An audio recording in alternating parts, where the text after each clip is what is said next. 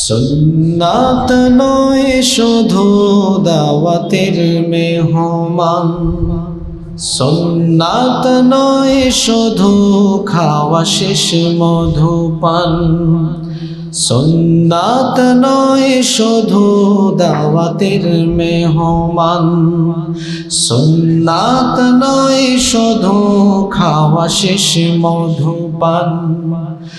আরো কিছু সুন্নাত আছে তুমি জানো কি?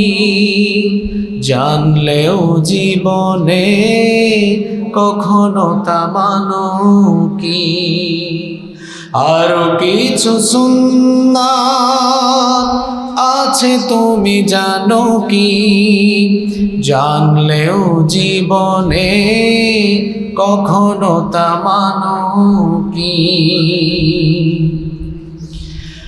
সুন্নাত শুধু নয় মাজলুম সহায়ক, সুন্নাত ওহুদের জালিমের প্রতিরোধ, সুন্নাত শুধু নয় নির্জন ধ্যানে যাওয়া, আরো সুন্নাত হলো পাথরের আঘাত খাওয়া। মোহাব্বতে তার সুদিনের সাথী তুমি, দুর্দিনেও তার পাশে থাকো কি? আরো কিছু সুন্নাত আছে তুমি জানো কি? জানলেও জীবনে কখনো তা মানো কি? সুন্নাত কোরআনে সমাজ বিনির্মাণে বইয়ের সকল পথ মারিয়ে চলা, সুন্নাত দাওয়াতে দিনের পাশাপাশি ইসলাম রক্ষায় হাতে তলোয়ার তোলা। সুন্নাত শুধু নয় নমনীয় আলাপন, সুন্নাত প্রয়োজনে হুঙ্কার গর্জন, সুন্নাত শুধু নয় মেষে চড়াতে যাওয়া, আরো সুন্নাত হলো রাষ্ট্রনায়ক হওয়া। মোহাব্বতে তার খালিদ ওমর আলী আবু বকরের মতো পাশে থাকো কি? আরো কিছু সুন্নাত আছে তুমি জানো কি? জানলেও জীবনে কখনো তা মানো কি? আরো কিছু সুন্নাত আছে তুমি জানো কি? জানলেও জীবনে কখনো তা মানো কি? আপনারা সবাই কেমন আছেন? আলহামদুলিল্লাহ, আমিও আল্লাহর রহমতে ভালো আছি। আমাদের সবাইকে যিনি সুস্থতার সাথে বাঁচিয়ে রেখে আজকের এই পবিত্র বরকতময় নান্দনিক এবং এই জান্নাতি আয়োজনে যিনি আমাদেরকে শামিল হওয়ার তৌফিক দিয়েছেন, গলার আওয়াজ বড় করে সবাই বলেন তো তিনি কে? সেই মহান রবের জন্য হৃদয়ের সবটুকু ভালোবাসা, আবেগ, অনুভূতিকে উজাড় করে দিয়ে খুশি মনে প্রাণবন্ত আওয়াজে উচ্চ কণ্ঠে কালিমাতুশ শুকর আদায় করে আমরা সকলেই পড়ছি আলহামদুলিল্লাহ।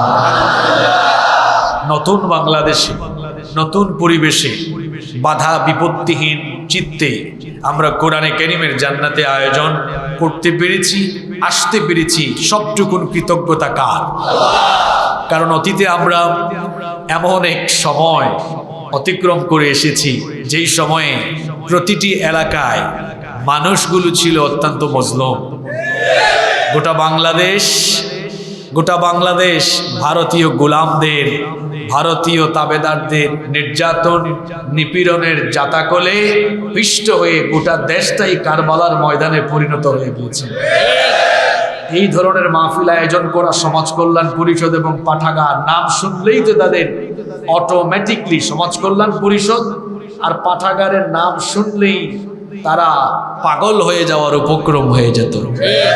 কারণ তাদের নাকে একটা সমস্যা ছিল, যেখানে সমাজ কল্যাণ পরিষদ আর পাঠাগারের নাম শুনে সেখানেই তারা স্বাধীনতা বিরোধী আর জঙ্গিবাদের গন্ধ খোঁজে।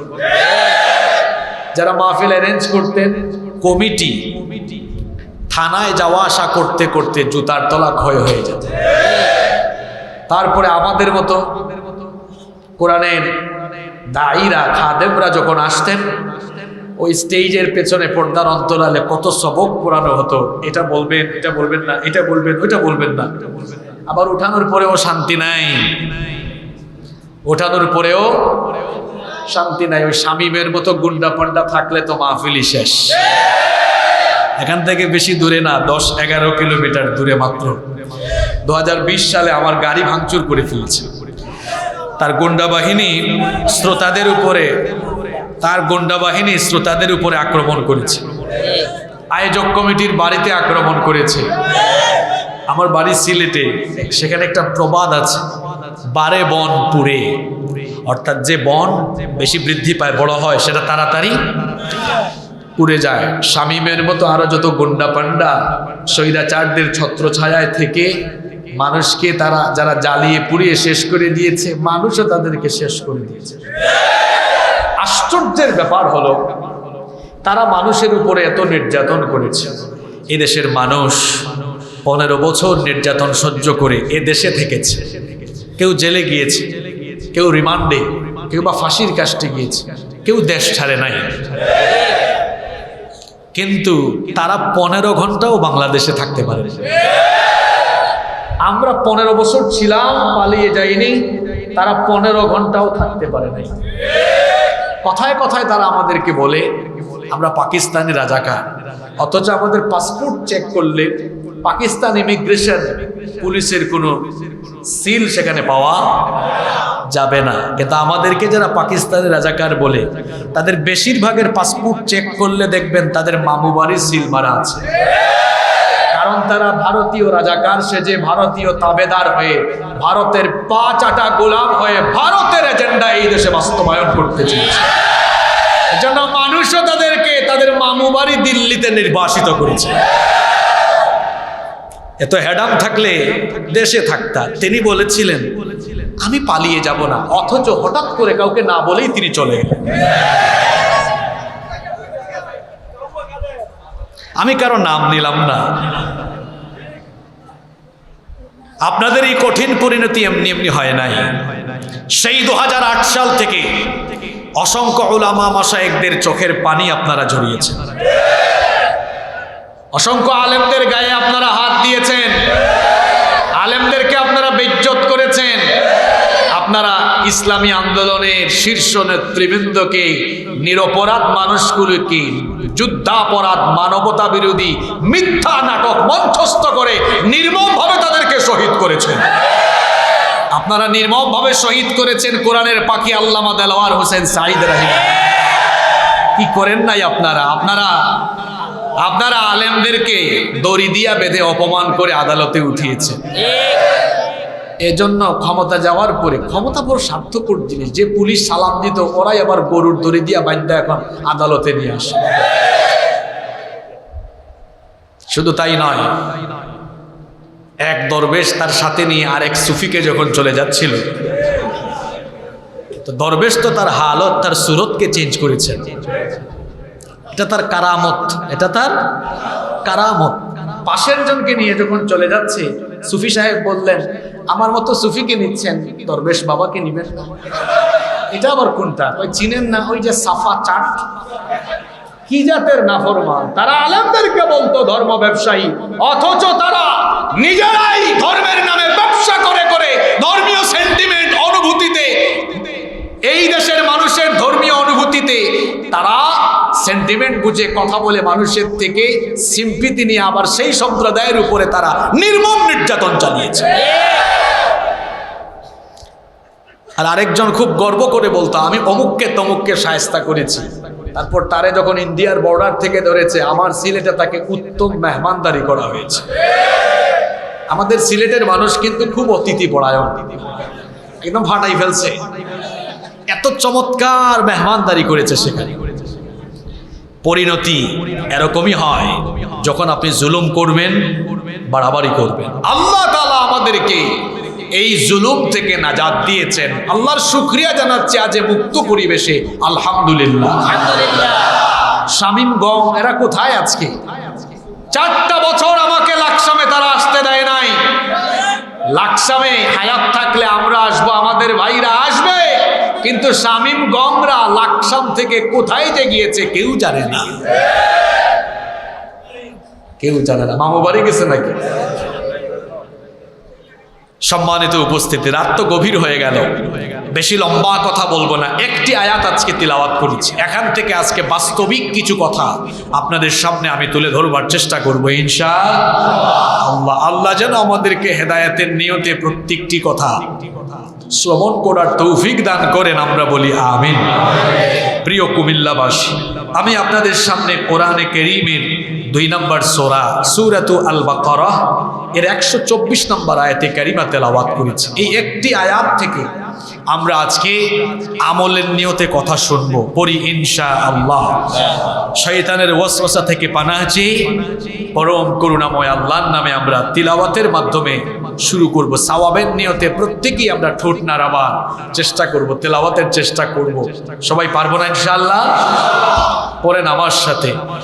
আউযু বিল্লাহি মিনাশ শাইতানির রাজিম। বিসমিল্লাহির রাহমানির রাহিম।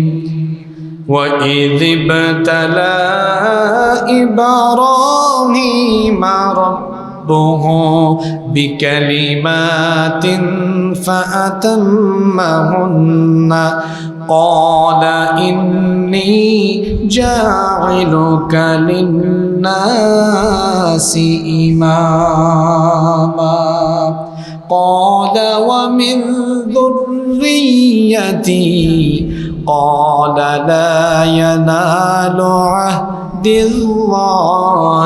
الظالمين। বিতাড়িত মরদুদ শয়তানের ওয়াসওয়াসা থেকে আল্লাহর কাছে পানাহ চাচ্ছি। পরম করুণাময় দয়াবান মেহেরবান আল্লাহর নামে শুরু করছি। মহান আল্লাহ ইরশাদ করছে, وَإِذِ ابْتَلَى إِبْرَاهِيمَ رَبُّهُ بِكَلِمَاتٍ। আর স্মরণ করো যখন ইব্রাহিমকে তার রব কয়েকটি কালিমা দ্বারা, কয়েকটি বাক্য দ্বারা, কয়েকটি বিষয় দ্বারা পরীক্ষা করলেন। ফাআতাম্মাহুন, আর তিনি সবগুলো পরীক্ষায় কৃতিত্বের সাথে উত্তীর্ণ হলেন। সুবহানাল্লাহ। ক্বালা, আল্লাহ বললেন, ইন্নী জাইলুকা লিন্নাসি ইমামা, নিশ্চয়ই আমি তোমাকে মানব জাতির নেতা বানাবো।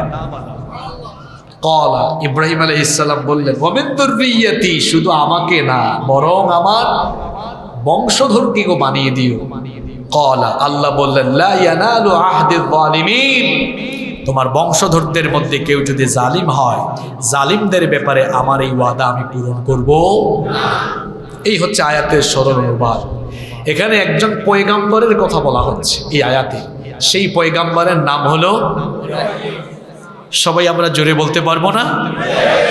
এই আয়াত আজকে এমনি এমনি সিলেক্ট করি নাই, একটু পরে বুঝবেন কেন সিলেক্ট করেছে। একদম এই সময়ে যা বলা দরকার সবই আয়াতের ভিতরে আছে ইনশাআল্লাহ। একজন পয়গাম্বরের কথা এই আয়াতে বলা হয়েছে। সবাই বলেন তো সেই পয়গাম্বরের নাম কি? ইব্রাহিম আলাইহিস সালাম। মান হুয়া ইব্রাহিম আলাইহিস সালাম? ইব্রাহিম আলাইহিস সালাম কে? ওনার অনেকগুলো পরিচয় আছে, আমি ওনার 5টা পরিচয় দিই, এই 5টা মনে রাখেন আপনারা। 1 নাম্বার, তিনি হচ্ছেন আবুল আম্বিয়া, নবীগণের পিতা। সবাই একটু বলেন আবুল আম্বিয়া, নবীগণের পিতা।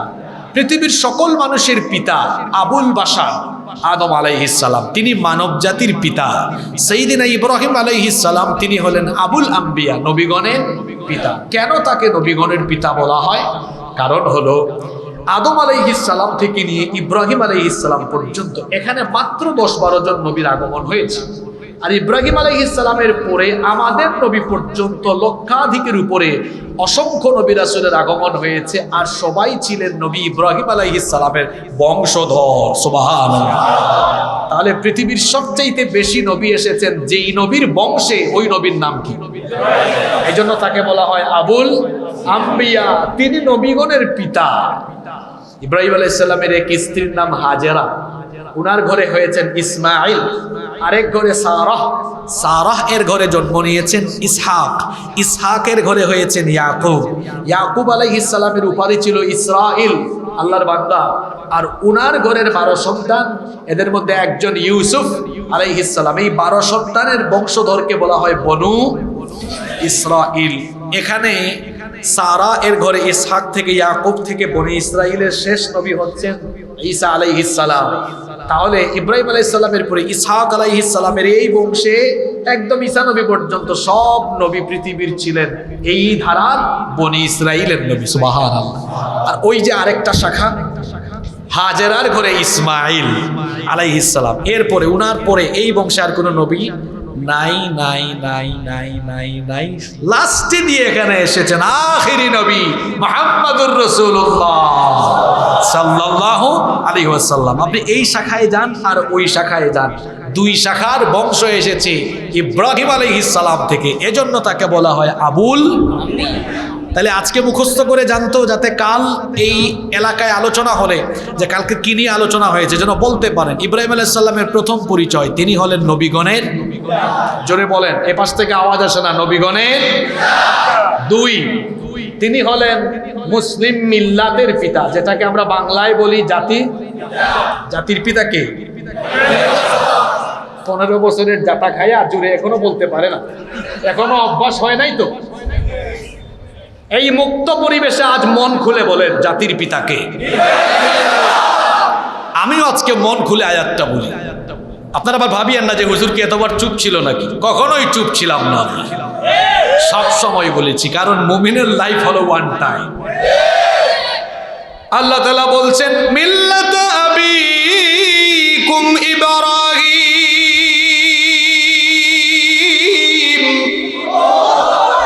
তোমাদের জাতির পিতা হলেন ইব্রাহিম আলাইহিস সালাম। 2, তার 3 নম্বর পরিচয় হলো তিনি হলেন আল্লাহর খলিল, যাকে আল্লাহ নিজে বন্ধু রূপে গ্রহণ করেছেন।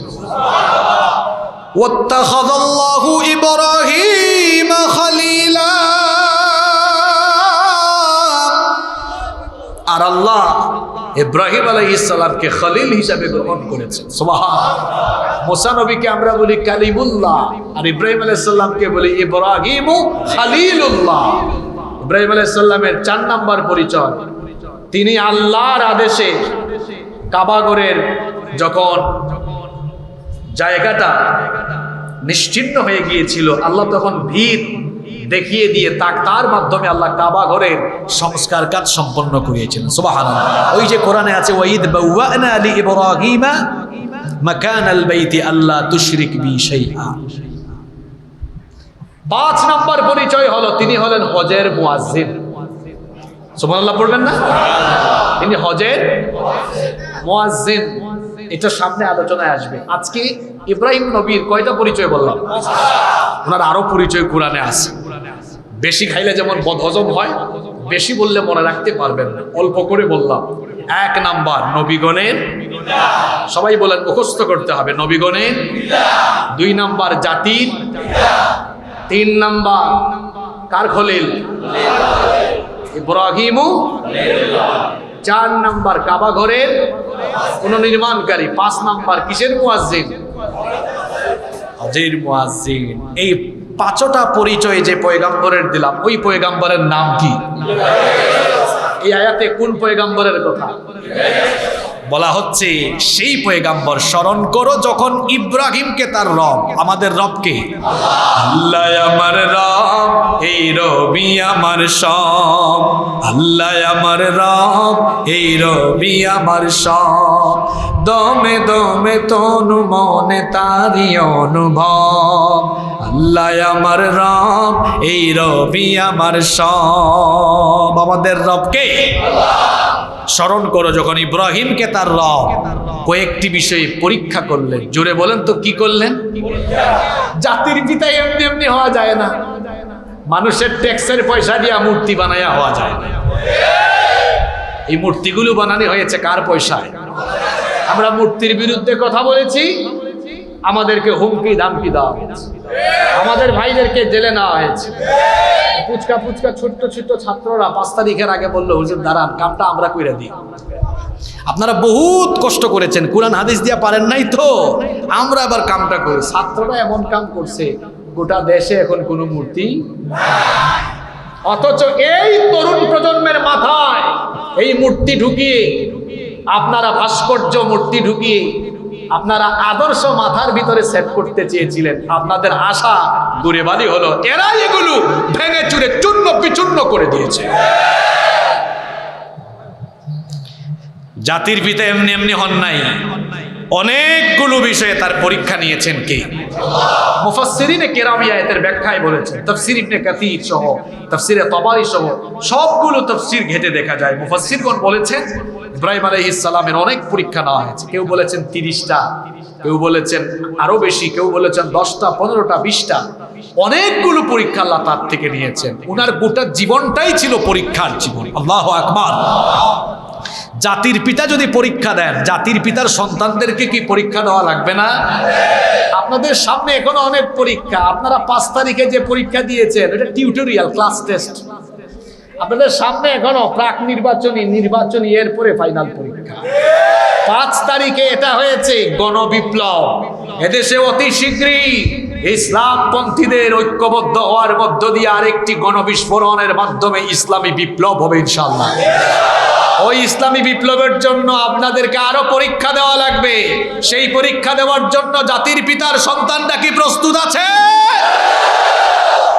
তাহলে আগে দেখেন জাতির পিতা কেমন দিয়েছে, জাতির পিতা কি দিয়েছে, জোরে বলেন। আজ আমরা জাতির পিতার 10টি পরীক্ষার কথা জানবো, সেখান থেকে আমাদের কি করণীয় সেটা খুঁজে বের করবো ইনশাআল্লাহ। জাতির পিতার প্রথম পরীক্ষা আল্লাহ নবুয়ত দিয়েই তাকে টেস্ট করেছেন, এটার নাম নবুয়তের পরীক্ষা। পৃথিবীতে আদম নবী আর সুলাইমান নবী ছাড়া সমস্ত নবীরা পরীক্ষা দিয়েছেন, সমস্ত নবীরা তার জাতির কাছে মার খেয়েছেন, রক্ত দিয়েছেন। তারা আশাদ্দুন নাসি বালাআন বালাউল আম্বিয়া সুম্মাল আমসালু ফাল আমসাল ফায়ুবতালার রাজুলু আলা হাসাবি দীনিহি।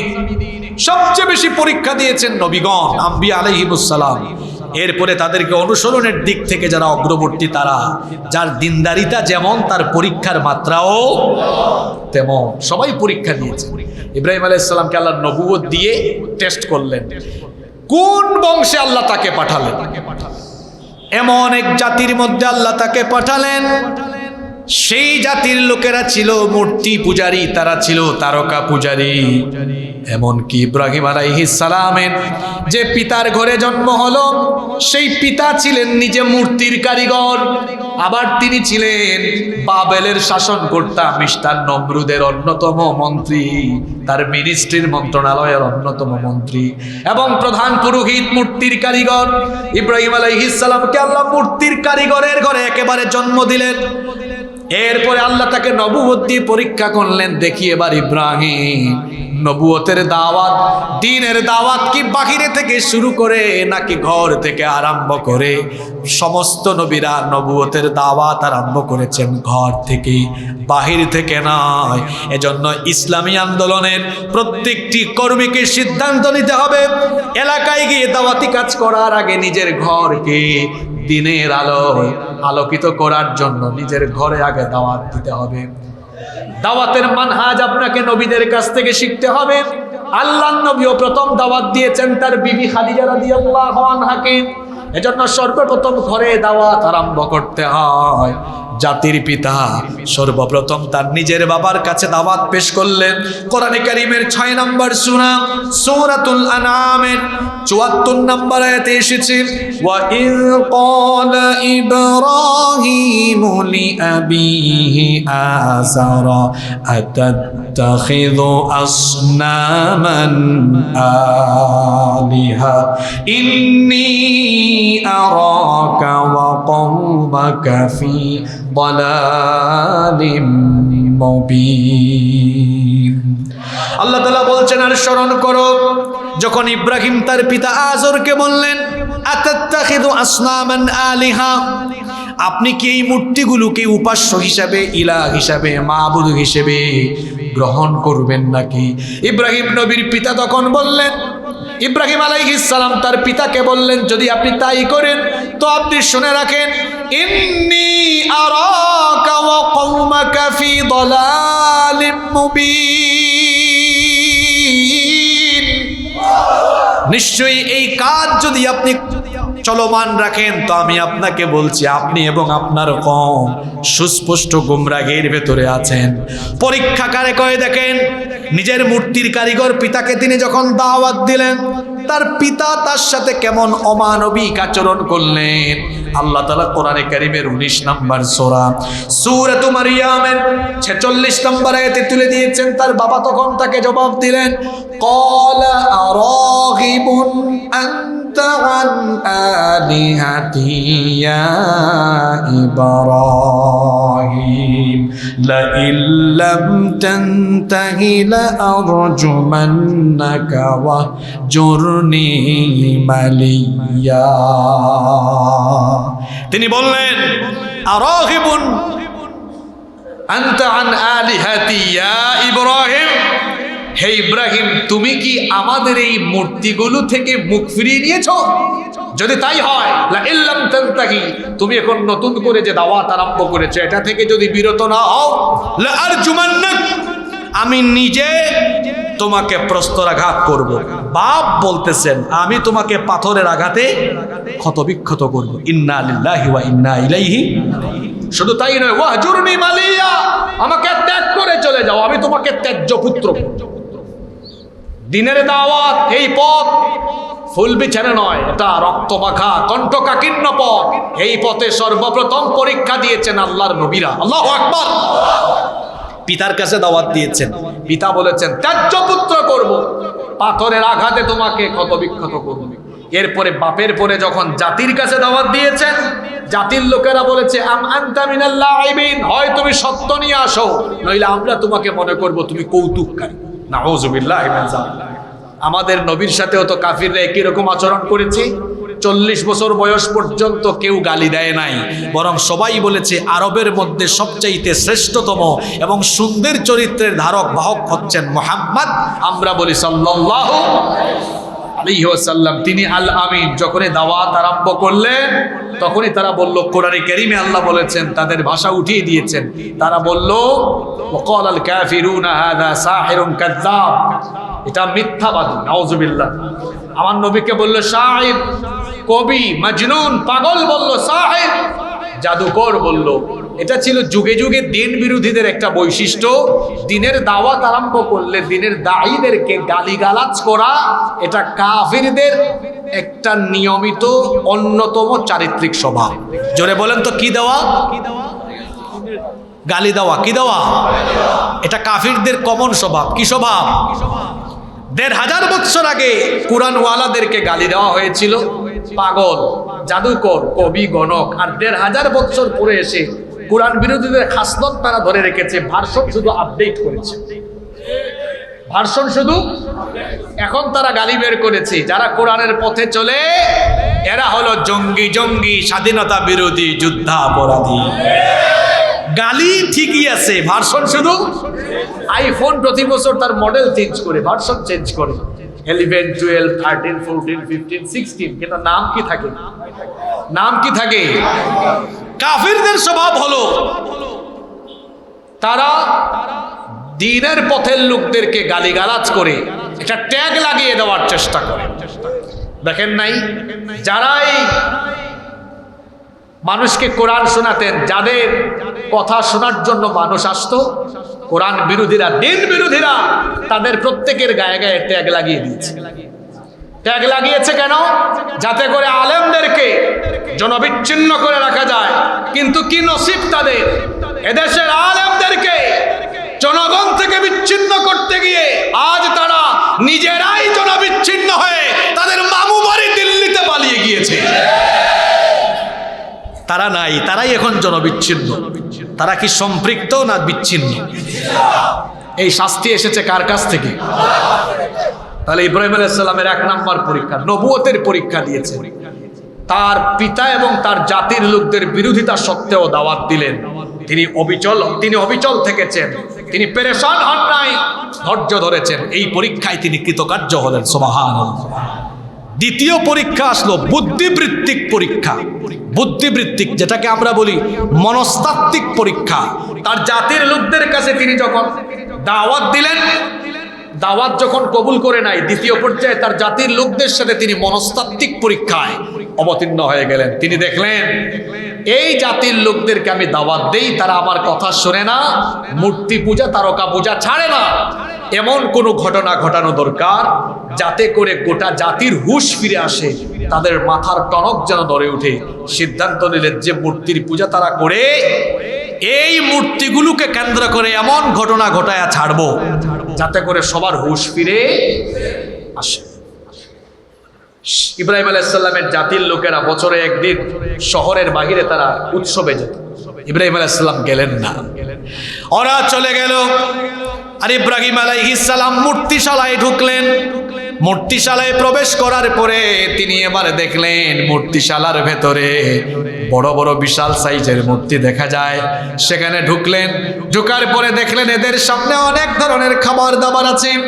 খাবার দাবার দেখে জিজ্ঞেস করলেন, ফাকালা আলা তাকুলুন, কি ব্যাপার তোমাদের সামনে এত খাবার দাবার আছে, এগুলো তোমরা খাও না কেন? আলা তাকুলুন, এগুলো খাও না কেন এত খাবার সামনে? তিনি মূর্তির সাথে কথা বলছেন, কিন্তু মূর্তি তাকে কোনো জবাব দিচ্ছে না। তিনি বললেন, মা লাকুম লা তানতিকুন, কেন তোমরা কথা বলো না? আমি জিজ্ঞেস করছি খাও না কেন? খাচ্ছো না, কথাও যখন এরা খায়ও না, সামনে থাকা খাবার খায় না, ইব্রাহিম আলাইহিস সালাম কথা বলছেন, কথার জবাবও দেয় না। তখন ইব্রাহিম আলাইহিস সালাম কি করলেন? হাতের মধ্যে একটা কুঠার নিলেন। কুঠার নিয়ে এবার ফারাগা আলাইহিম দারবাম বিল ইয়ামিন,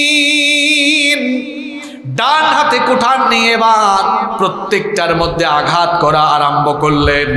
আঘাতে আঘাতে সবগুলোকে চূর্ণ বিচূর্ণ করে দিয়ে ফাজআলাহুম জুযাদান ইল্লা কাবীরান লাহুম লাআল্লাহুম ইলাইহি ইয়ারজিউন। যেটা সবচাইতে বৃহৎ আকারের ছিল, বড় আকারের ছিল, সেটার কাঁধের উপরে কুঠারটা লটকায়া দিয়া, কুঠারটা ঝুলায় দিয়া তিনি বের হয়ে চলে আসলেন। ওরা উৎসব থেকে ফিরে এসে মূর্তিশালায় ঢুকে দেখলো, হায় হায় হায়, আমাদের খোদার ঘর হয়ে গেছে হুদা, কিছুই নাই। তারা বলল, এই কামটা কে করলো? ইন্নাহু লামিনাল যালিমিন, নিশ্চয়ই সে অনেক বড় জালেম। তারা আরো বলল, সামি'না ফাতান ইয়াযকুরুহুম ইউকালু লাহু ইব্রাহিম, আমরা এই মূর্তির ব্যাপারে একজনকে কথা বলতে শুনেছি, তার নাম হলো ইব্রাহিম, তাকে ধরে নিয়ে আসো। যখন ইব্রাহিম আলাইহিস সালামকে ধরে নিয়ে আসা হলো, জিজ্ঞেস করা হলো, তুমি কি এই কাজটা করেছো নাকি? আল্লাহর খলিল তখন জবাব দিলেন, বাল ফাআলাহু কাবীরুহুম হাযা ফাসআলুহুম ইন কানু ইয়ানতিকুন। আমাকে জিজ্ঞেস করছো কেন? দেখো না সে নিজেই সাইজ করে তার কাঁধের উপরে কুঠার নিয়ে দাঁড়িয়ে আছে, তাকে জিজ্ঞেস করো। সে অক্ষত আর সব ক্ষত বিক্ষত হলো কেমনে? নিশ্চয়ই এখানে কোনো ঘটনা, সবগুলা ক্ষত বিক্ষত কিন্তু একটা অক্ষত, তাহলে সে জানে বাকিগুলা ক্ষত বিক্ষত হলো কেন, তারে জিজ্ঞেস করো। তখন তারা মাথা নত করে দিল।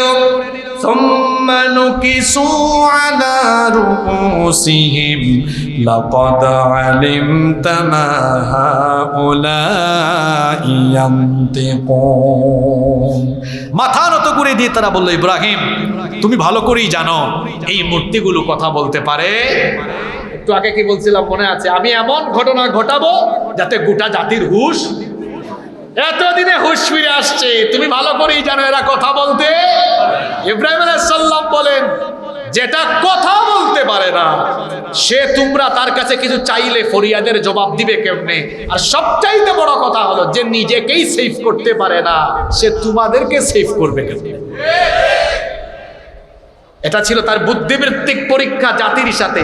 তার জাতির লোকেরা তার সাথে বুদ্ধি দিয়ে পারছে না, কারণ নবীদের কাছে ওহী আছে কার তরফ থেকে? তার জাতির পাতি নেতারা তাকে ধরার পরে এক নাম্বার নেতা মিস্টার নমরুদের কাছে নিয়ে গেল।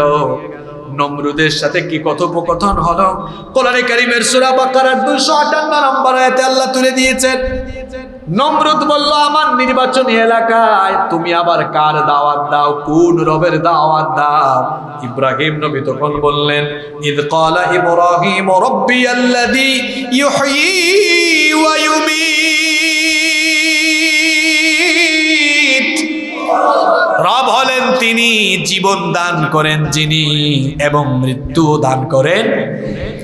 এই নমরুদ শয়তান বলে, আনা উহয়ী ওয়া উমীত, আমিও তো জীবন দেই আমিও তো মরণ দেই। জেলখানার জেলারকে বলল, যাও একটা কয়েদিকে আনো যার ব্যাপারে মৃত্যুদণ্ডের আদেশ হয়ে গিয়েছে, মৃত্যুদণ্ডের আদেশ হয়েছে, এইরকম একজন কয়েদিকে আনা হলো। এনে বলল, যাও তোমাকে বেকসুর খালাস দিয়ে দিলাম। বলল, ইব্রাহিম দেখেছো আমি মানুষের জীবন চাইলে দিতে পারি, সে তো মরে যাওয়ার উপক্রম ছিল, আমি তাকে এখন জীবন দিলাম, তাহলে আমার মতো নমরুদ চাইলে জীবন দিতে পারে। আবার দেখো আমি কেমনে মারতে পারি। সে এক সৈন্যকে বলল, এক্ষুনি একজন নিরপরাধ মানুষকে ধরো, নিরপরাধ মানুষকে ধরার পরে তাকে এখনই হত্যা করো।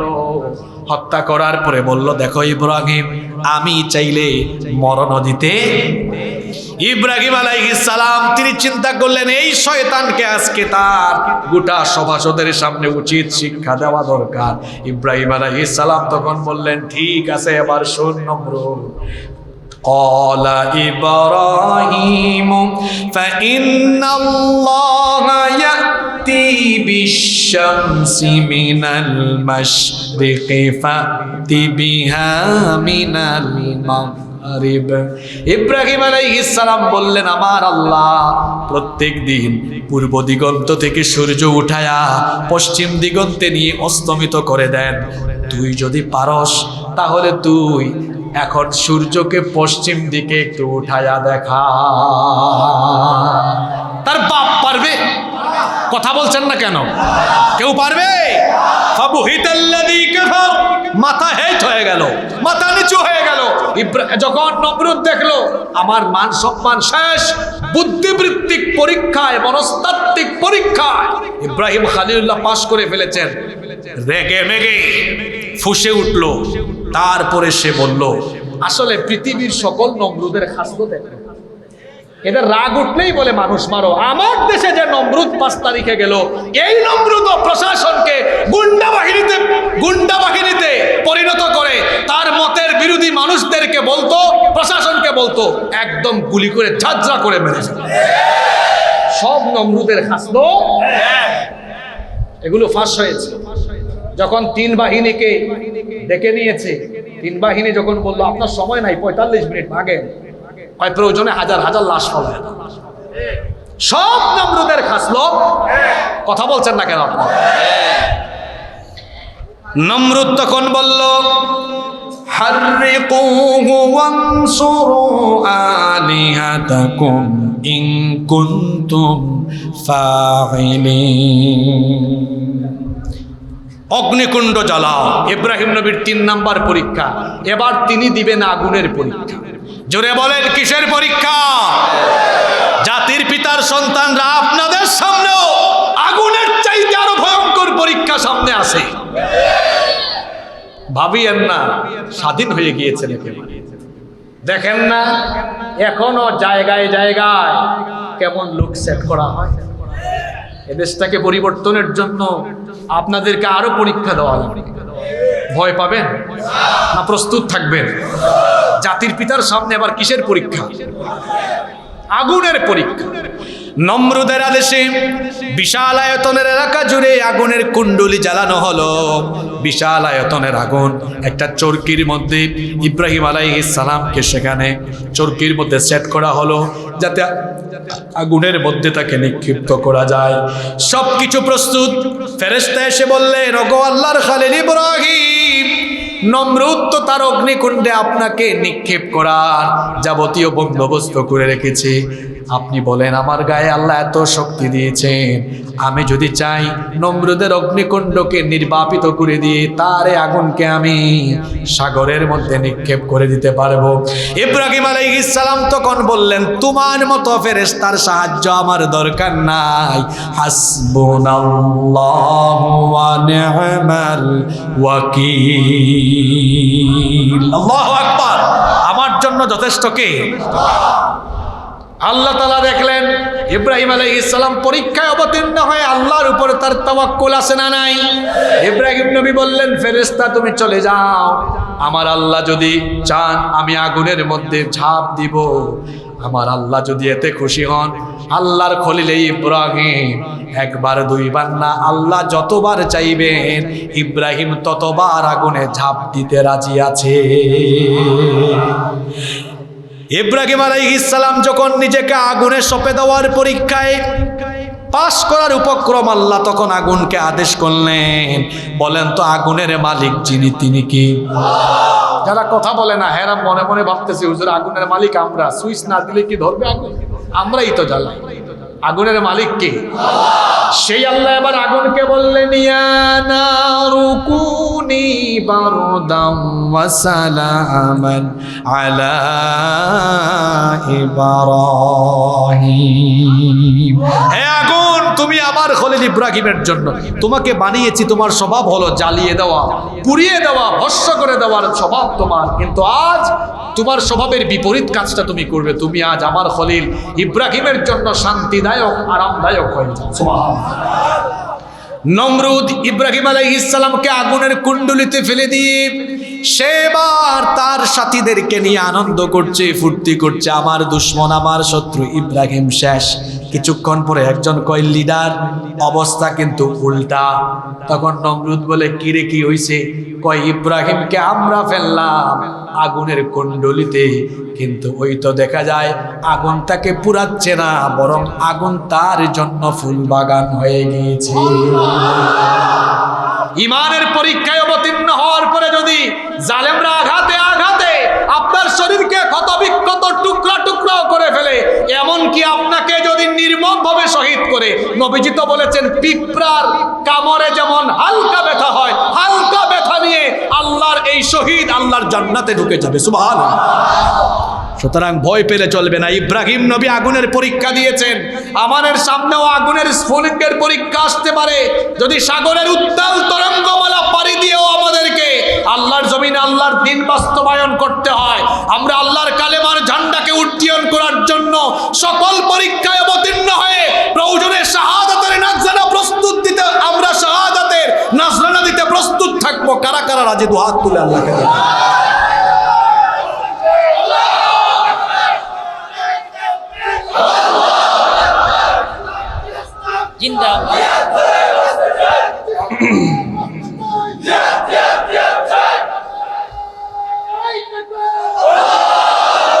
আল্লাহ হাতগুলোকে কবুল করেন। কষ্ট হচ্ছে আপনাদের? যারা টিকে আছে এরা হচ্ছে দরকারি শ্রোতা, বাকিরা ছিল সরকারি শ্রোতা। এজন্য আমি এতক্ষণ চুপচাপ ছিলাম। মাহফিলে 3 রকমের শ্রোতা আসে। কয় রকমের? এক দল হুজুরের চেহারা দেখবে, আরেক দল হুজুরের কণ্ঠ দেখবে, আরেক দল কুরআন সুন্নাহর জ্ঞান নিয়ে বাড়ি ফিরবে। এখানে তৃতীয় দল বসে আছে, বাকি 2 সরকারি দল চলে গেছে। কথা বুঝতেছেন আমার? শয়তান এদেরকে পরাজিত করেছে। আর আমাদেরকে শয়তান পরাজিত করতে পারে। আলহামদুলিল্লাহ। কয়টা পরীক্ষা গেল জোরে বলেন? মুখস্থ রাখতে হবে। 1 নবুয়তের পরীক্ষা, 2 মনস্তাত্ত্বিক পরীক্ষা, 3 আগুনের পরীক্ষা, 4 এটা বড় কঠিন পরীক্ষা। এই পরীক্ষা গত 15 বছর অনেকে দিয়েছে। সেটা হলো এলাকা ত্যাগ করে হিজরতের পরীক্ষা। ইসলামী আন্দোলনের অনেক নেতা কর্মী তার এলাকায় আসতে পারে, নিজের আত্মীয় স্বজনের সাথে দেখা করতে পারে নাই, আপন জনের জানাজায় আসতে পারে নাই। ইব্রাহিম আলাইহিস সালাম দাওয়াত দিলেন এত বছর এতদিন, ঈমান আনছে 2 জন। জোরে বলেন কয়জন? আপনাদের তো কর্মী সমর্থক তাও আছে, ইব্রাহিম নবীর কর্মী সমর্থক কয়জন? ওই মাত্র কয়জন? দেখেন কি পরীক্ষাও না। আপনাদের তো অভাব নাই মাশাআল্লাহ, কিন্তু উনার কয়জন? একজন তার বিবি সারা, আরেকজন তার ভাতিজা, নাম কি? লূত আলাইহিস সালাম। নাম কি? ঈমান আনছে কয়জন? এই 2 জনই তার সাথী, আর তিনি একজন। কয়জন? আল্লাহ তাআলার কাছ থেকে আদেশ আসলো, ইব্রাহিম এই বাবেলের লোক, বাবেল মানে বর্তমান বাগদাদ, এরা তোমার দাওয়াত কবুল করে নাই, এলাকা ছাড়ো। ইব্রাহিম আলাইহিস সালাম আল্লাহর খলিল ছিলেন, আল্লাহর বন্ধু। তিনি যদি আল্লাহকে বলতেন, আল্লাহ আমার এই জন্মভূমি, এখানে আমার বাড়ি ঘর, ভিটা মাটি, এলাকায় বড় হয়েছে, মাটির গন্ধ আমার শরীরে, আল্লাহ আমি এলাকাটা ছাড়বো না, ভিন্ন অপশন দাও, আল্লাহ চাইলে দিতেন। কিন্তু আল্লাহ পরীক্ষা নিয়েছেন। ইব্রাহিম আলাইহিস সালাম দেখলেন আল্লাহর আদেশ এসেছে হিজরত করার, আমার আল্লাহকে খুশি করার জন্য, আমার বাড়ি ঘর, এলাকা, দেশ সব ছেড়ে দিব। এই পরীক্ষায় তিনি পাশ করলেন। সুবহানাল্লাহ। আমরা শুধু ওয়াজে বসে বসে সুবহানাল্লাহ কইতে পারি। আপনাকে যদি বলা হয় দিনের প্রয়োজনে কুমিল্লা থেকে রংপুর বিভাগে হিজরত করেন, আপনি বলবেন হুজুর আপনার ওয়াজ লই আপনি থাকেন, আমি পারবো না এত দূরে। হিজরতের পরীক্ষা বড় কঠিন পরীক্ষা। সেই পরীক্ষায় ইব্রাহিম নবী পাশ না ফেল? হিজরত করে কোথায় গিয়েছেন? কত দূরে? ফিলিস্তিনের কেনান। কত কষ্ট করে কেনানে গেলেন, কিন্তু কেনানে গিয়ে দুর্ভিক্ষ লেগে গেল। তখন কেনান থেকে হিজরত করলেন আবার মিশর। কোথায়? এখানে আরেকটা বড় ধরনের পরীক্ষা এর সম্মুখীন হলেন। এখানে একটা আশ্চর্যজনক ভয়ঙ্কর ঘটনা ঘটেছে। ঘটনাটা বলবো? এটা ছিল 5 নাম্বার পরীক্ষা। তিনি এবং তার স্ত্রী, জাতির পিতা জাতির মাতা, 2 জন এবার পরীক্ষায়। কি পরীক্ষায়? তারা যাচ্ছেন জানি কোন দেশে? আসলেন তো বাবেল থেকে কেনানে, কেনান থেকে যাচ্ছেন এখন মিশর। তখন শাসন করত ফেরাউনরা। ফেরাউন কোনো ব্যক্তির নাম নয়, ফেরাউন হলো রাষ্ট্রীয় পদবি, যেমন প্রধান উপদেষ্টা, প্রধানমন্ত্রী, রাষ্ট্রপতি, এগুলো কি মানুষের নাম? জোরে বলেন। সেই সময় মিশরের শাসকদের উপাধি ছিল। ওই সময়কার ফেরাউন ছিল অত্যন্ত নারীলোভী এবং মদ্যপ, খুব মদ পান করত, আর সুন্দরী নারী দেখলেই তার সৈন্যবাহিনী তুলে এনে ফেরাউনের কাছে সুপর্দ করত। পৃথিবীর সবচাইতে সুন্দরী নারীর নাম হলো হাওয়া আলাইহাস সালাম। তিনি বিশ্বের 1 নাম্বার সুন্দরী। সুবহানাল্লাহ পড়তে ইচ্ছে করে না? কোন নবীর স্ত্রী? আদম আলাইহিস সালামের স্ত্রী। হাওয়া আলাইহাস সালামের পরে বিশ্বের 2 নাম্বার শ্রেষ্ঠ সুন্দরী হলেন ইব্রাহিম নবী, জাতির পিতার স্ত্রী সারা আলাইহিস সালাম। এখন এই ফেরাউন, এই নারী লোভী ফেরাউনের সৈন্য যখন বিশ্বের 2 নাম্বার সুন্দরীকে পাবে, আপনাদের কি মনে হয় ছেড়ে দিয়ে যাবে না নিয়ে যাবে? জোরে বলেন। নিয়ে যাচ্ছে ফেরাউনের কাছে। ইব্রাহিম আলাইহিস সালাম অসহায়, আল্লাহর কাছে দোয়া করলেন, আল্লাহ আমার স্ত্রীর ইজ্জত তুমি হেফাজত করো। আর এইদিকে সারা, তিনি যখন ফেরাউনের সামনে হাজির হলেন, বললেন, আল্লাহ তুমি তো এক, অদ্বিতীয়, একত্ববাদী রব তুমি, আজ তুমি আমাকে এই শয়তান থেকে হেফাজত করো।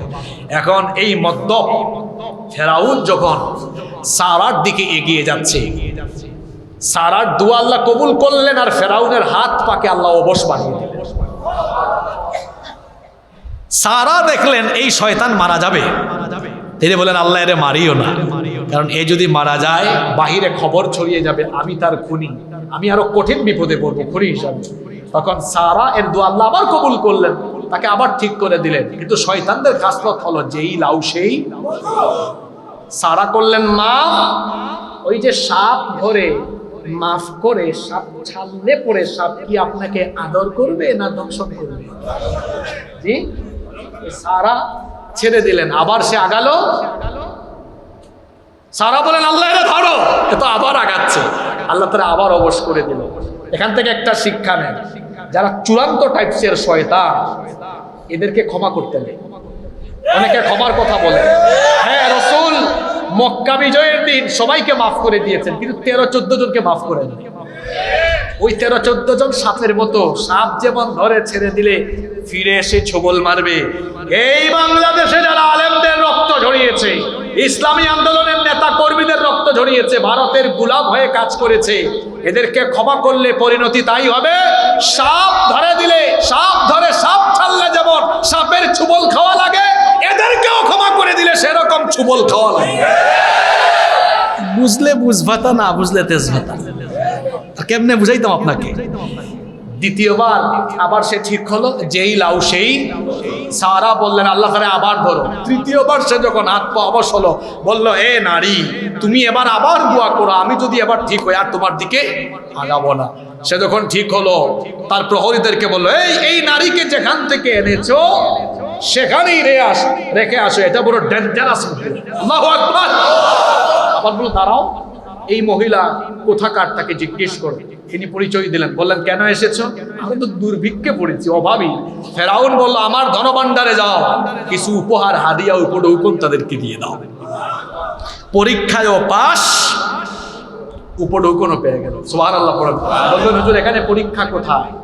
এখানে পরীক্ষাটা হলো সেই জায়গায়, এত কঠিন বিপদে পড়ো হতাশ হয়ে যান নাই। গত 15 বছরে অনেকের দেয়ালে যখন পিঠ থেকে গেছে, অনেকেই খোলস পাল্টিয়ে ফেলেছে। এখান থেকে শিক্ষা নেন, যত বড় পরীক্ষা আসবে মুমিন কখনো পরীক্ষায় অবতীর্ণ হয়ে খোলস পাল্টাবে না, আল্লাহর দ্বীনের উপরে অবিচল থাকবে। কারণ আল্লাহর ওয়াদা হলো যে ইন্না নাসরাল্লাহি কারীব। পাগল হয়ে গিয়েছিলেন আপনারা। আমরা মাহফিলে আসলেও আপনারা বলতেন হুজুর খালি ওয়াজ করেন আপনারা, আল্লাহর বিজয় আসবে, বিজয় আসবে। কখন আসবে? এটা তো 15 বছরে গেল। অতীতের পয়গাম্বররা, এক আইয়ুব আলাইহিস সালাম তো 18 বছর রোগ নিয়ে পড়েছে। হাজার হাজার বছর পরীক্ষা দিতে হয়েছে বনি ইসরাইল জাতিকে, হাজার বছর। আমরা তো অনেক কম পরীক্ষা দিয়েছি, সামনেও পরীক্ষা আসতে পারে। আপনারা ভাবিয়েন না পরীক্ষা শেষ। বনি ইসরাইলের ইতিহাস পড়বেন, ফেরাউনকে আল্লাহ পানিতে ডুবাইয়া মারলেন। পানিতে ডুবাইয়া মারার পরে যখন ওই পারে চলে গেল মুসা নবীর উম্মত, তারা ভাবছে স্বাধীনতা পেয়েছে।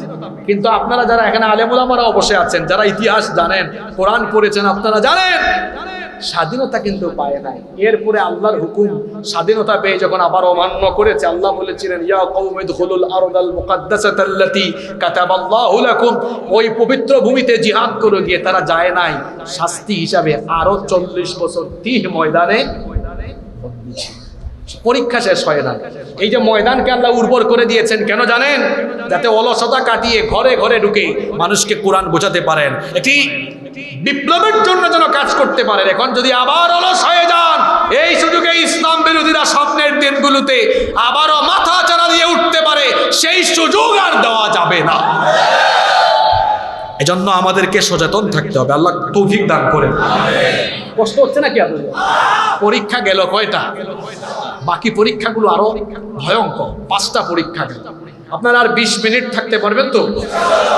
6 নম্বর পরীক্ষা, এটা আরো কঠিন পরীক্ষা। আহারে, বয়স হয়ে গিয়েছে 86। কত বছর? না সরি, আমি আরেকটু আগে থেকে আছি। 5 নম্বর পরীক্ষা, বয়স 80। তখন বয়স হলো, আল্লাহ বললেন ইব্রাহিম তোমার লজ্জাস্থানের সামনের অংশের চামড়া কেটে দিয়ে নিজের খতনা নিজে করো। আল্লাহু আকবার। কত বড় কঠিন পরীক্ষা। বুখারী শরীফে হাদিস এসেছে ইখতাতানা ইব্রাহিম আলাইহিস সালাম ওয়া হুয়া ইবনু 80 সানাতান বিল কদুম। ইব্রাহিম আলাইহিস সালামের বয়স যখন 80 বছর, কুঠার হাতে নিয়ে তার লজ্জাস্থানের সামনের অংশের চামড়া নিজে কেটে ফেলে আল্লাহর দেওয়া পরীক্ষায় তিনি উত্তীর্ণ হয়েছেন। সুবহানাল্লাহ। আমরা আমার জাতির পিতার অনুসরণে আমরাও খতনা করাই না, ওই আপনারা মুসলমানই বলেন না। এর আগে কি মুসলমান হয় না? হয়। আমাদের দেশে অনেক মানুষের নাম আছে, নামের সাথে কামের কোনো মিল। নাম ইমান আলী, কিন্তু ইমান ঠিকঠাক নাই। নাম ফজর আলী, ফজর আলীর ফজর নাই। নাম কুরবান আলী, কুরবানের খবর নাই। নাম রমজান আলী, রমজান মাসে দুপুরবেলা ভাত খায়। আছে না? আপনাদের এলাকায় কি ফজর আলী আছে নাকি? আছে না? অনেক ফজর আলী দুপুর 12টায় ঘুম থেকে উঠে, অনেক ইমান আলী ইমানের খবর নাই, অনেক কুরবান আলীর কুরবানির খবর, অনেকের নাম আছে না খুকা মিয়া, বয়স 50 এখনো খুকা মিয়া খুকাই আছে। খোকা মিয়া নাম দিয়ে হবে না, 80 বছরে খতনার পরীক্ষা দিলেন, সেই পরীক্ষায়ও পাস। সুবহানাল্লাহ। এত বছর হয়ে গেল, সন্তান নাই, আল্লাহ তাকে সন্তান দেন নাই, সন্তান না দিয়ে পরীক্ষা, এই পরীক্ষায় তিনি পাস। তার স্ত্রী সারা তার নিজের দাসী হাজেরার সাথে বিবাহ সম্পাদন করলেন। ইব্রাহিম আলাইহিস সালাম সন্তান চাইলেন কার কাছে? তিনি দোয়া করলেন, রব্বি হাবলি মিনাস সালিহিন, রব আমাকে নেককার সন্তান দান করো। কিভাবে সন্তান চাইতে হয় আমলটা শিখে যান। আল্লাহ সন্তান দাও এভাবে বলবেন না, আল্লাহ আমাকে নেককার সন্তান দান করো এভাবে বলবেন। জাতির পিতার মতো দোয়া করবেন, রব্বি হাবলি মিনাস সালিহিন, রব আমাকে নেককার সন্তান দাও। 80 বছরের চাইতেও বয়স তার বেশি, সন্তান নাই। সন্তান যখন আল্লাহর কাছে চাইলেন, আল্লাহ তাআলা জানিয়ে দিলেন, ফাবাশশারনাহু বিগুলামিন হালিম, আমি আমার খলিল ইব্রাহিমের দোয়াকে কবুল করে নিলাম, আর তাকে এক ধৈর্য সহিষ্ণু নেককার সন্তানের সুসংবাদ দিয়ে দিলাম। 86 বছর বয়সে প্রথম সন্তান পেয়েছে। সুবহানাল্লাহ। এই তো গেল তার কত নম্বর পরীক্ষা? 6 নম্বর পরীক্ষা। 7 নম্বর পরীক্ষা আরো ডেঞ্জারাস। অনেক ভাই মাহফিলেও দেখা করেন, আমাদের সাথে ব্যক্তিগত দেখা করেন। আজকেও এক ভাই জুমার নামাজের পরে বললেন, হুজুর আমার বিয়ে হয়েছে প্রায় 8-9 বছর হয়ে গেছে, বাচ্চা হচ্ছে না, একটু দোয়া করেন আল্লাহ যেন মনের আশাটা পূরণ করে। বাচ্চা কাচ্চা যার হয় না সে বুঝে কত কষ্ট। 86 বছর বয়সে আল্লাহ সন্তান দিয়ে ইব্রাহিম আলাইহিস সালাম ভাবছিলেন আল্লাহ এবার বলবেন যে কিছুদিন বউ বাচ্চার সাথে সময় কাটাও। ঘটনা ঘটলো উল্টো, বললেন যাও তোমার এই সদ্য জন্ম নেওয়া শিশু আর তোমার এই নতুন স্ত্রী, দ্বিতীয় স্ত্রী যেটা, এই দুজনকে নিয়ে মক্কায় রেখে আসো। কোথায়? মক্কায়। কোন মক্কা? এখন মক্কা যেমন খুব সুন্দর ঝাকজমক সিটি, তখন মক্কা ছিল জনমানবহীন প্রান্তর, চতুর্দিকে মরুভূমি, কোনো মানুষ, কোনো বিল্ডিং, ঘরবাড়ি, কেউ সেখানে বাস করতো না। ইসলামে নারীর অনেক অবদান, অনেক অবদান। পৃথিবীর একজন নারীকে কেন্দ্র করে মক্কার সভ্যতা গড়ে উঠেছে। সুবহানাল্লাহ। ওই নারীর নাম হলে হাজেরা। ওই নারীর নাম কি?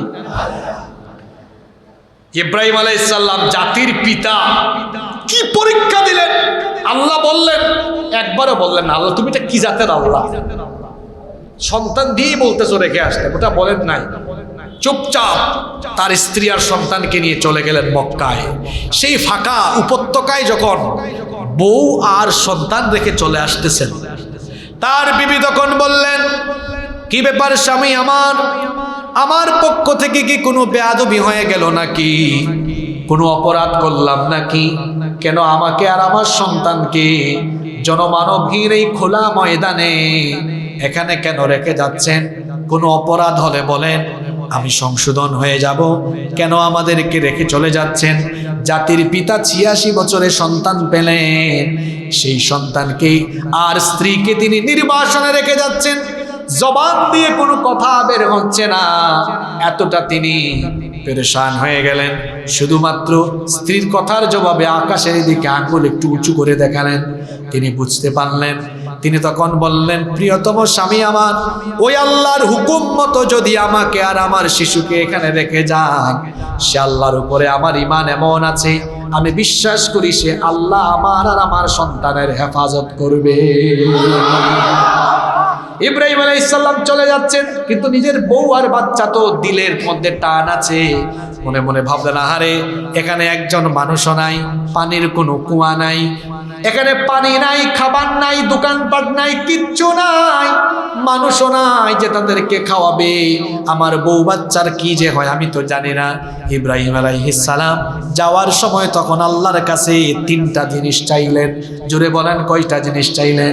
তিনি দোয়া করলেন, রব্বানা ইন্নী আসকানতু মিন যুররিয়্যাতি বিওয়াদিন গায়রি জি যার'ইন ইনদা বাইতিকাল মুহাররাম রব্বানা লিয়ুকিমুস সালাতা ফাজআল أفئدة من الناس تهوي إليهم وارزقهم من الثمرات لعلهم يشكرون এক নম্বর দোয়া করেছেন আল্লাহ তিনটা দোয়া তো করেছেন বলেন আল্লাহ খাবার দাবারের অভাবে যেন আমার বাচ্চা আমার বিবি মারা না যায় খাবারের ব্যবস্থা করে দিয়ে ওইদিকে হাজেরা সামান্য খাবার পানীয় রসদ ছিল ফুরিয়ে গেল কোনো কুয়া নাই পানি নাই পানি সরবরাহের জন্য কিংবা কোনো মানুষ পাওয়া যায় কিনা ছুটাছুটি আরম্ভ করলেন দৌড়াদৌড়ি আরম্ভ করলেন একবার সাফা পাহাড়ে আর একবার মারওয়া পাহাড়ে এই রকম করে তিনি 7 বার দৌড়াদৌড়ি করলেন আল্লাহর কাছে তার এই দৌড়াদৌড়ি চক্করে দেয়াকে এত ভালো লাগলো কিয়ামত পর্যন্ত জাতির পিতার সন্তানরা যেন হাজরা আলাইহিস সালামকে অনুসরণ করে তার স্মৃতি ধারণ করে লালন করে তারাও যেন হজ কিংবা উমরায় গেলে সাফা মারওয়ায় 7 বার সাই করে আল্লাহ এই উম্মতের জন্য সেটা বাধ্যতামূলক করে দিলেন 7 বার দৌড়াদৌড়ি করে অসহায়ের মতো ফিরে আসলেন এসে দেখেন তার নিজের বাচ্চার পায়ের কাছে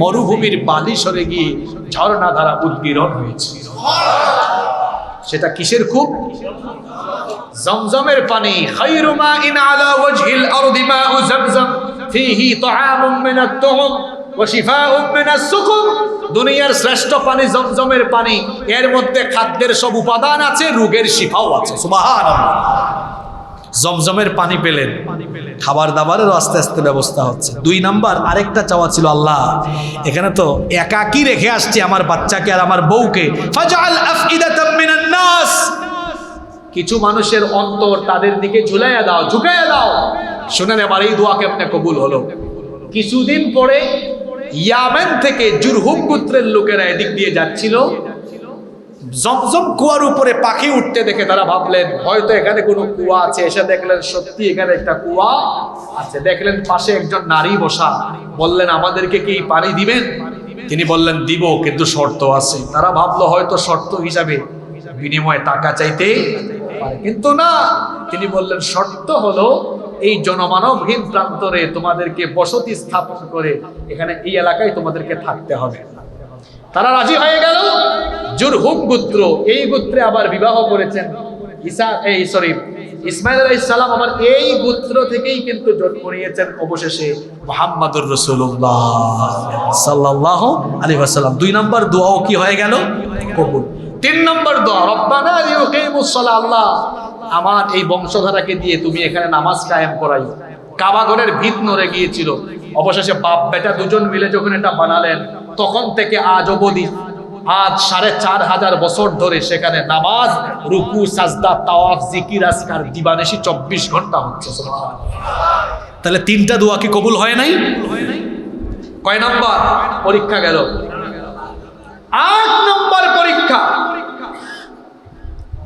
না 8টা গেল না এখন 8টাই তো গেল 9 নম্বর পরীক্ষা সন্তান বড় হয়েছে ইব্রাহিম আলাইহিস সালাম অপেক্ষায় আছেন দেখি সন্তানকে আল্লাহ ফিরাইয়া দেন কিনা যখন ছেলে দৌড়ঝাঁপ বয়সের উপনীত হয়ে গেলেন আল্লাহ বললেন আল্লাহ স্বপ্নে দেখালেন জোরে বলেন তো কি দেখালেন তিনি তার সন্তানকে জবাই করছেন এখন নবীদের স্বপ্ন আর আমাদের স্বপ্ন কি একরকম নবীদের স্বপ্ন হলো আল্লাহর তরফ থেকে আসা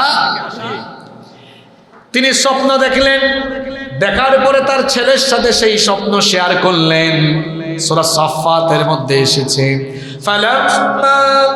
فلما بلغ معه السعي قال يا بني إني أرى في المنام أني أذبحك فانظر ماذا ترى তিনি বললেন হে আমার ছেলে আমি স্বপ্নে দেখেছি আমি তোমাকে জবাই করছি ফানজুর মাযা তারা এখন বলো তোমার রায় কি তিনি তখন বললেন, তিনি তো চাইলে অন্যরকম ওজোর আপত্তি পেশ করতে পারতেন, বললেন আপনাকে আল্লাহ যা আদেশ দিয়েছেন তাই করুন, আপনার ছেলেকে আপনি সবরকারীদের অন্তর্ভুক্ত পাবেন। সুবহানাল্লাহ। বাপ বেটা দুজন মিলে যাচ্ছেন কুরবানির উদ্দেশ্যে। শয়তান ইবলিস, তাকে আল্লাহ এমন এক ক্ষমতা দিয়েছেন, আজকে কিছু বাস্তব প্রমাণ দিয়ে বুঝাই দিই।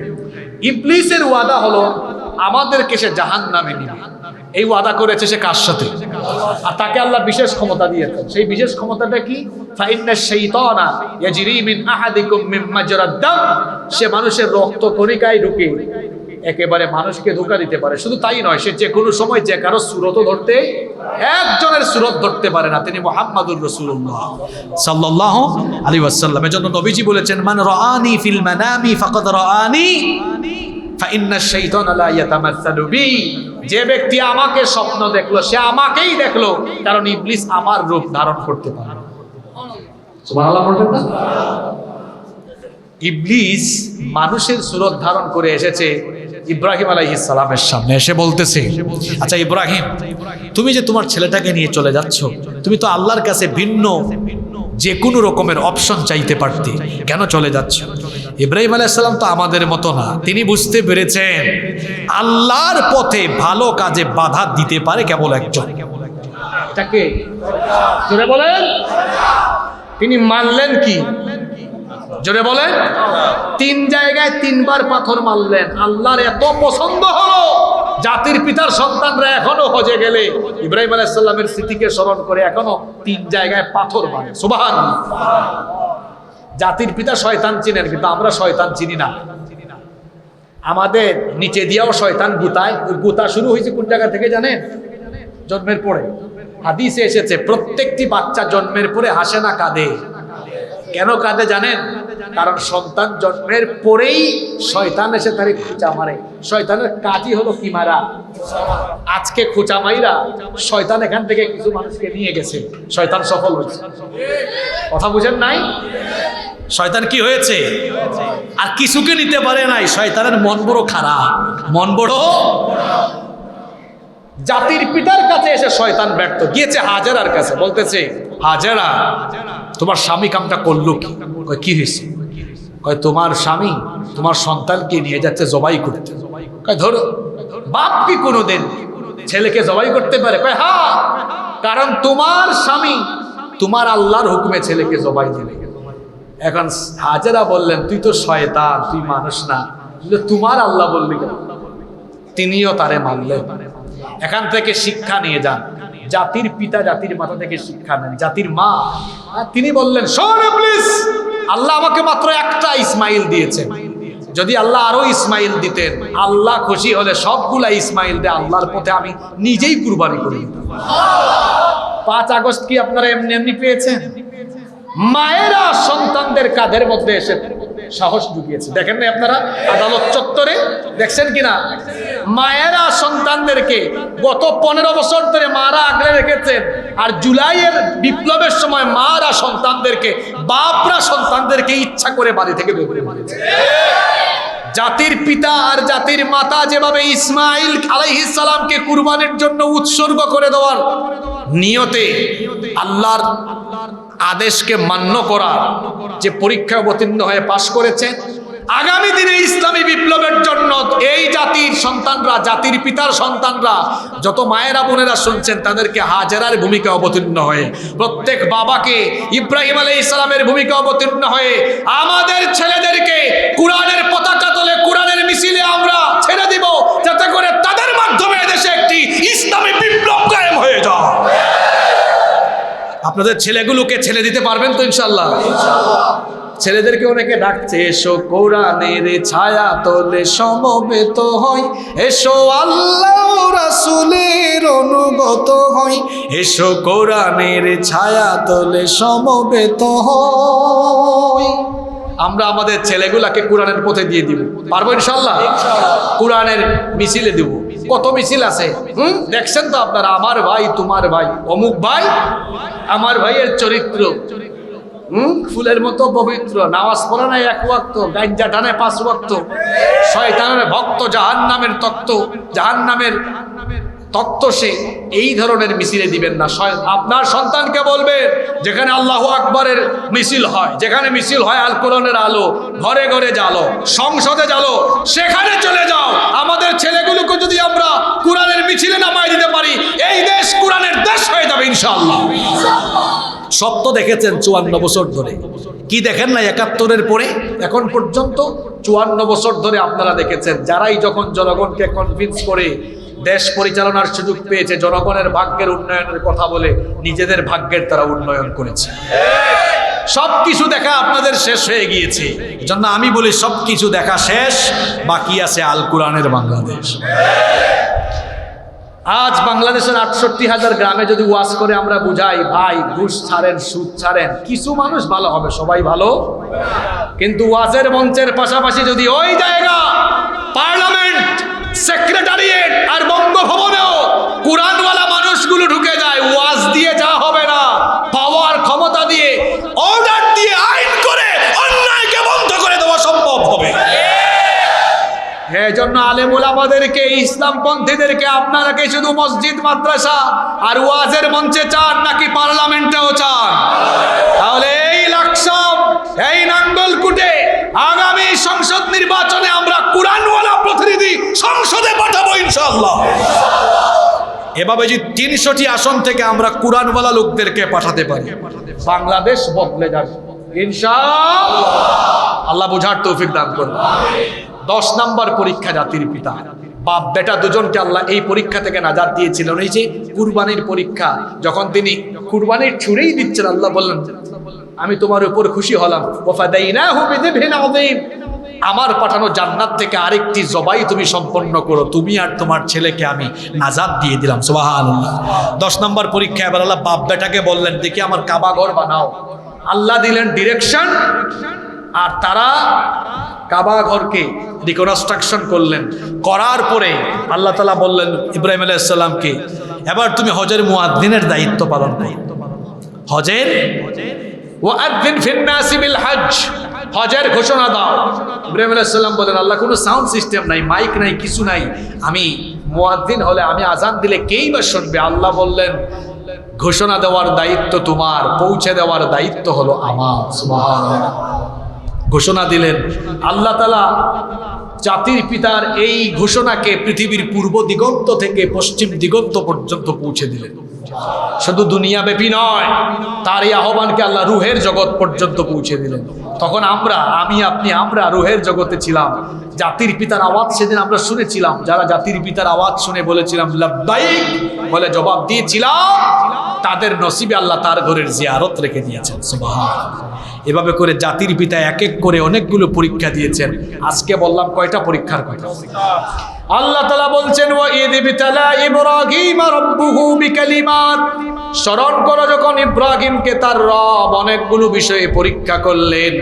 যতগুলো পরীক্ষার কথা বললাম সবগুলো পরীক্ষায় তিনি পাস না ফেল। আল্লাহ বললেন ফাতাম্মাহুন, সবগুলো পরীক্ষায় তিনি উত্তীর্ণ হলেন। আল্লাহ বললেন ইন্নী জাইলুকা লিন-নাসি ইমামা, আমি তোমাকে মানব জাতির নেতা বানাবো। আমাদের জাত হলো নেতৃত্বের জাত, নেতার জাত। জোরে বলেন কিসের জাত?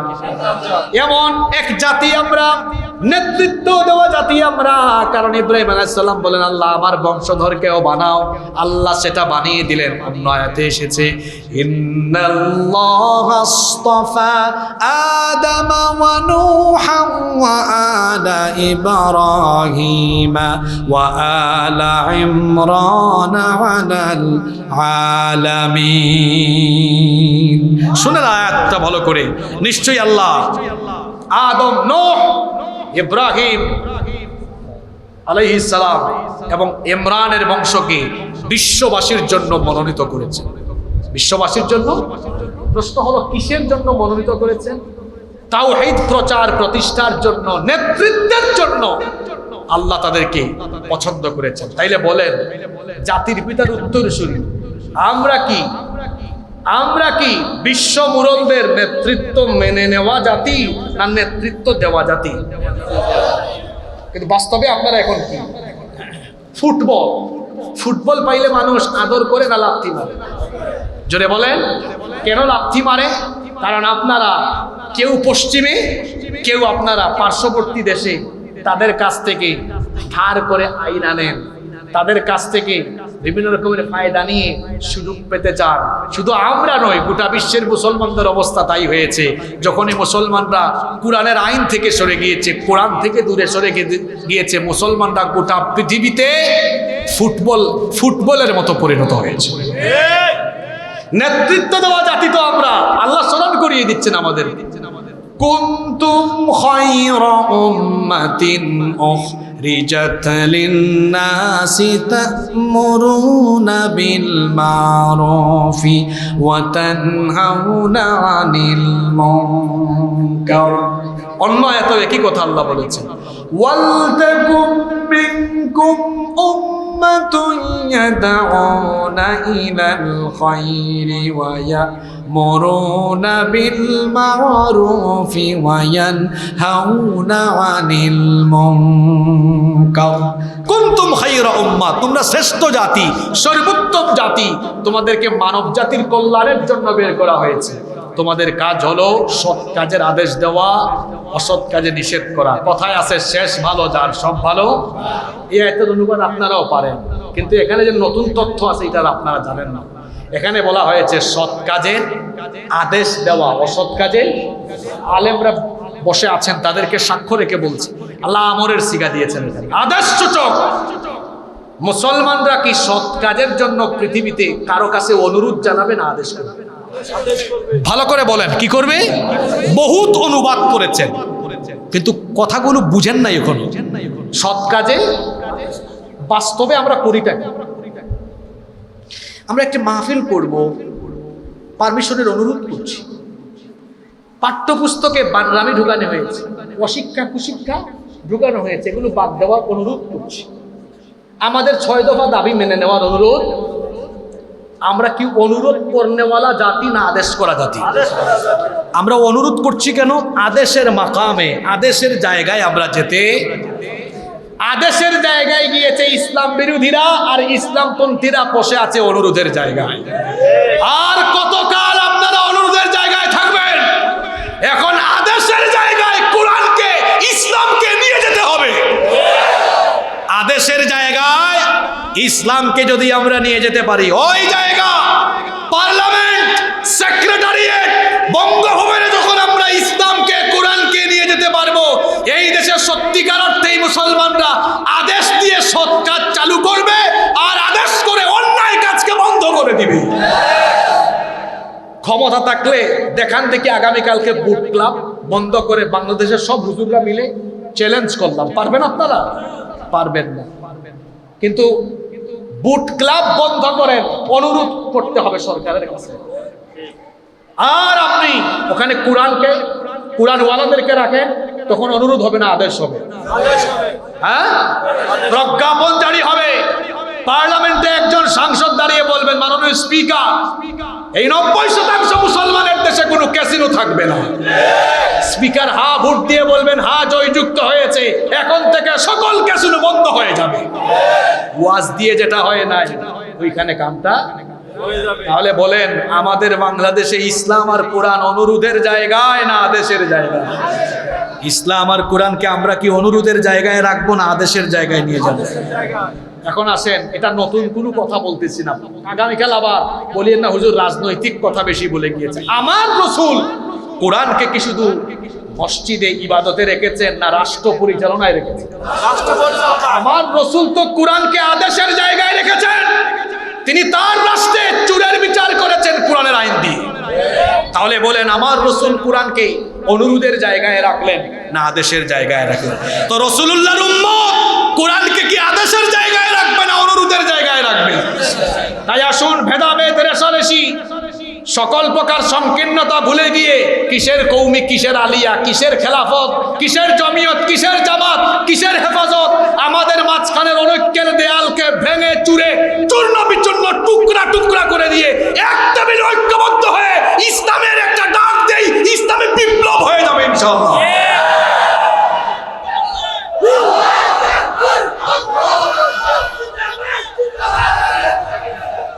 সুতরাং কৌমি, আলিয়া, হেফাজত, জামাত, খেলাফত, চরমুনাই সব রেশারেশি, ভেদাভেদ সবকিছু বাদ দিয়ে আসুন এক টেবিলে সবাই বসে যায়।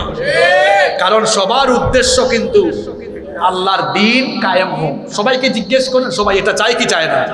আপনার সাথে আমার 5টা আনা সমস্যা, 6টা জিনিসের সমস্যা, 7-8টা জিনিসের সমস্যা।